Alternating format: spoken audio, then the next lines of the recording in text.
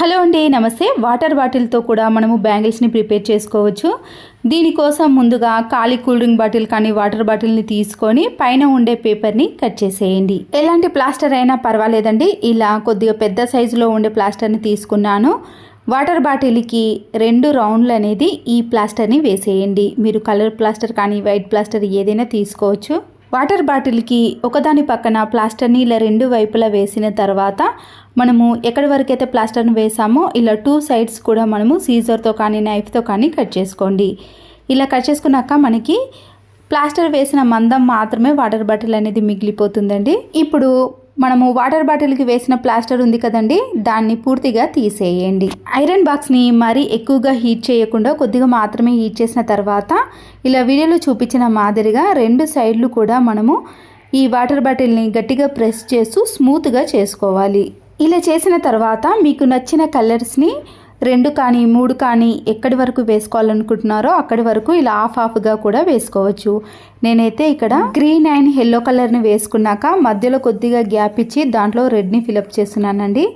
ఇలా పై వైపున కాకుండా మనం కలర్స్ని కింది వైపు మాత్రమే వేయాలి. ఇది ఆరడానికి కొద్దిగా టైం పడుతుందండి. మీరు పూర్తిగా ఆరిన తర్వాత బ్యాంగిల్ని వేసుకోవచ్చు. నేనైతే ఇక్కడ ఆరకు ముందే మీకు చూపిస్తున్నాను. చూసారు కదండి, బ్యాంగిల్ అనేది రెడీ అయిపోయింది. ఇలా మీకు నచ్చిన కలర్స్లో ఎన్ని బ్యాంగిల్స్నైనా ప్రిపేర్ చేసుకోవచ్చు. ఖాళీ వాటర్ బాటిల్తో మనము ఎన్ని ప్రిపేర్ చేసుకున్నా పిల్లలకు కానీ మనం కానీ ఇలా శారీ కట్టుకున్నప్పుడు దానికి మ్యాచింగ్లో కూడా మనం ఇలా బ్యాంగిల్స్ని ప్రిపేర్ చేసుకోవచ్చు. నచ్చితే తప్పకుండా లైక్ చేయండి. మాప్ స్టిక్ కానీ వైపర్ స్టిక్ అనేది ఇలా స్టీల్ దాంతో కానీ లేదా వుడెన్తో తయారు చేస్తారు కదండి.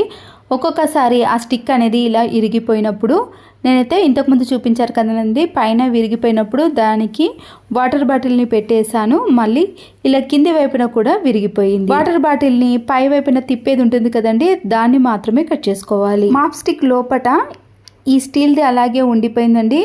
అందుకొరకే మనము ఎంత గట్టిగా ప్రెస్ చేసినా కూడా దీని లోపటికి ఈ రాడ్ అనేది అస్సలకే వెళ్ళదండి. ఇప్పుడు పూర్తిగా దీన్ని తీసేసాను.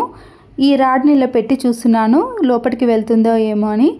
ఇలా గట్టిగా ప్రెస్ చేస్తే లోపలికి ఖచ్చితంగా వెళ్తుందండి. ముందుగా కట్ చేసుకున్న వాటర్ బాటిల్ ఉంది కదండి, దాన్ని ఈ గ్యాప్లోకి ఇలా పెట్టేసి తర్వాత మనము ఈ రాడ్ని ఇలా ప్రెస్ చేయండి.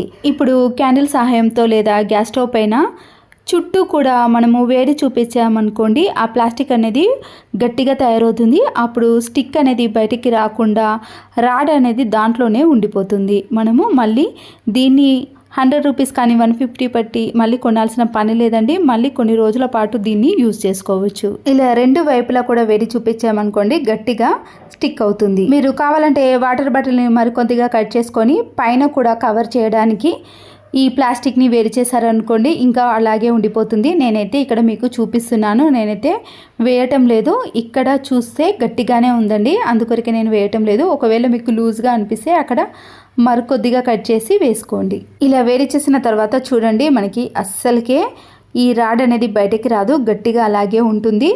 మనము మళ్ళీ ఫ్లోర్ని క్లీన్ చేసుకోవడానికి లేదా బయట అపార్ట్మెంట్లో ఉండే వాళ్ళు బయట కూడా ఫ్లోర్ని క్లీన్ చేసుకుంటారు కదండి, టైల్స్ని క్లీన్ చేసుకోవడానికి కూడా యూజ్ చేసుకోవచ్చు. ఇక్కడ మీకు క్లీన్ చేసి చూపిస్తున్నాను చూడండి, అస్సలకే ఈ రాడ్ అనేది బయటికి రాకుండా ఉంటుంది. మరొక యూస్ఫుల్ టిప్ని కూడా చూసేయండి. ప్లాస్టర్ ఉంటాయి కదండి, ఎన్నో రకాల ప్లాస్టర్లు ఉంటాయి. మనకి స్టార్టింగ్ అనేది అస్సలకే తెలియదు. మళ్ళీ దీన్ని ఎక్కడనో పెట్టి వెతకాల్సిన పని కూడా ఏర్పడుతుంది కదా.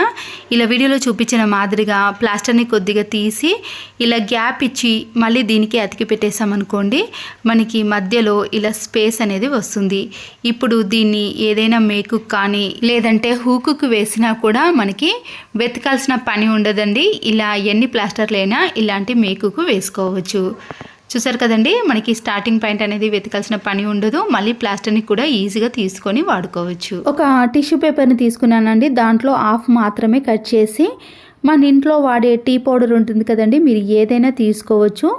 ఇప్పుడు ఈ టిష్యూ పేపర్లో కొద్దిగా టీ పౌడర్ని వేసి పడిపోకుండా ఉండటానికి ఇలా రౌండ్గా కానీ లేదా నేను వీడియోలో చూపించిన మాదిరిగా మడత పెట్టేసేయండి.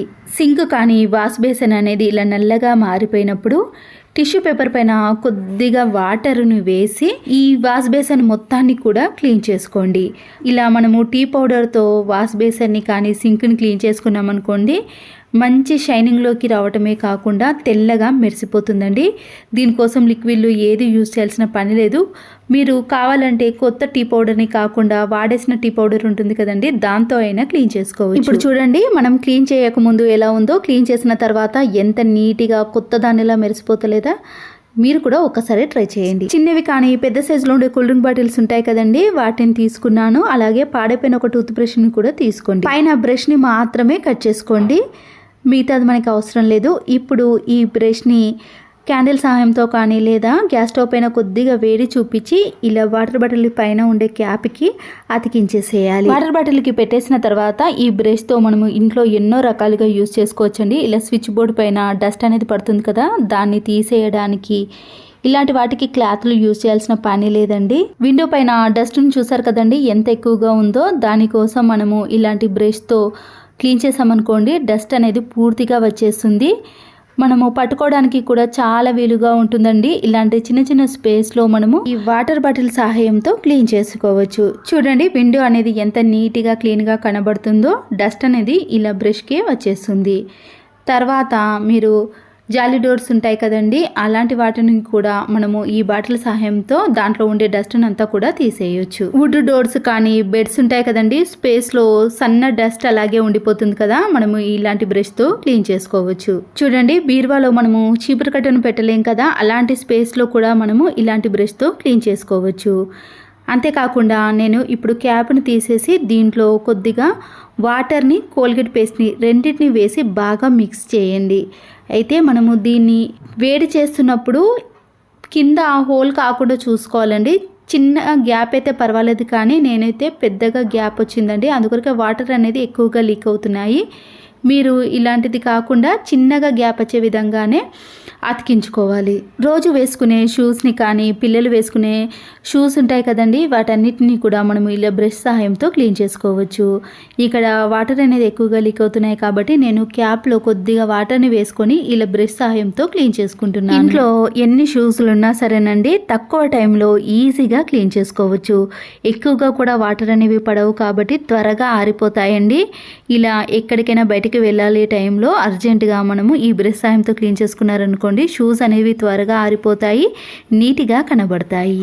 తర్వాత పొడిక్లతో క్లీన్ చేసుకున్నాక చూడండి ఎంత నీట్గా కనబడతాయో. పాత వాటికి మనము ఇప్పుడు క్లీన్ చేసిన వాటికి తేడా అనేది ఖచ్చితంగా కనబడుతుంది. మరొక యూస్ఫుల్ టిప్, వాషింగ్ మిషన్లో తెల్ల బట్టలు కానీ పిల్లల యొక్క డ్రెస్లు కానీ ఎంత మురికి పట్టినా సరేనండి, ఇది వేయటం వలన బట్టలు మురికిపోవటమే కాకుండా మనము ఐరన్ చేయాల్సిన పని కూడా ఏర్పడదు. ఎందుకంటే ఇది వేస్తే బట్టలు అనేవి ఎక్కువ ముడతలు అనేవి అస్సలకే కావండి. అంతేకాకుండా మురికి కూడా చాలా ఈజీగా తొలగిపోతుంది. నేనైతే ఇది ఒక 1 year క్రితం తీసుకున్నానండి. నాకైతే 1.5 year వరకు అయితే ఖచ్చితంగా వస్తుందండి. నేనైతే ప్రతిరోజు కాకుండా యూనిఫామ్ డ్రెస్సులు కానీ తెల్ల బట్టలు కానీ షర్ట్స్ ప్యాంట్స్ ఉంటాయి కదండి, అవి ఎక్కువగా ఉన్నప్పుడు ఇది వేస్తే బట్టలు అనేవి ముడతలు కాకుండా ఐరన్ చేయాల్సిన పని కూడా ఉండదు. ఇంతకుముందు మీకు చూపించాను కదండి బనీన్ అనేది ఎంత మురికి పట్టిందో.